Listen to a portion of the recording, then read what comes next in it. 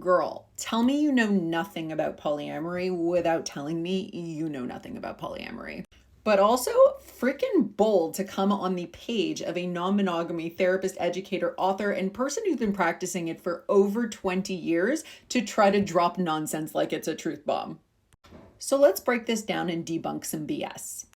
Polyamory is literally broken down into poly, many, amory, loves. Yes, in different root languages, but we'll save that for another day. Loving many is what polyamory is literally, which means that we get to have multiple loving, intimate partnerships and relationships with multiple people, period. An excuse for? No, it's a practice. Avoidance, not to heal.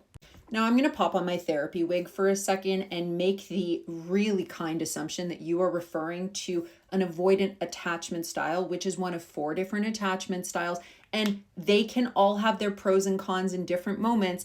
Are, first of all, saying avoidance like it's some kind of a category of evilness? No, our attachment styles are not chosen, and they also can change throughout our life. What it really looks like, though, is if someone has an avoidant attachment style, typically that manifests as being conflict avoidant. There are also some people who have a more anxious attachment style and tend to actually seek out conflict in order to feel like they have closeness with their partners or people in their lives.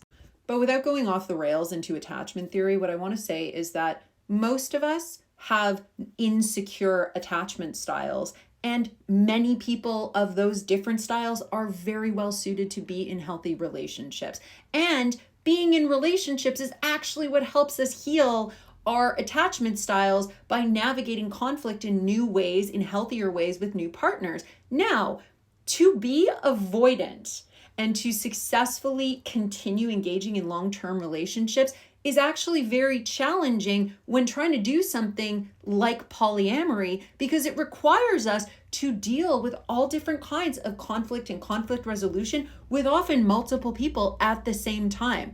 It necessitates that we engage as opposed to avoid conflict. And so the idea that remaining in polyamory and staying completely avoidant is the way to do polyamory literally makes no sense. And my experience is being in relationship with people who have had avoidant conflict styles, what it has meant is having to heal in order to maintain relationship together, having to confront some of those challenges, or no longer maintaining relationship together because that is necessary, at least for me, to communicate as part of polyamory. So yeah, you can be non-monogamous and avoid conflict, but to do polyamory, that's not how it works.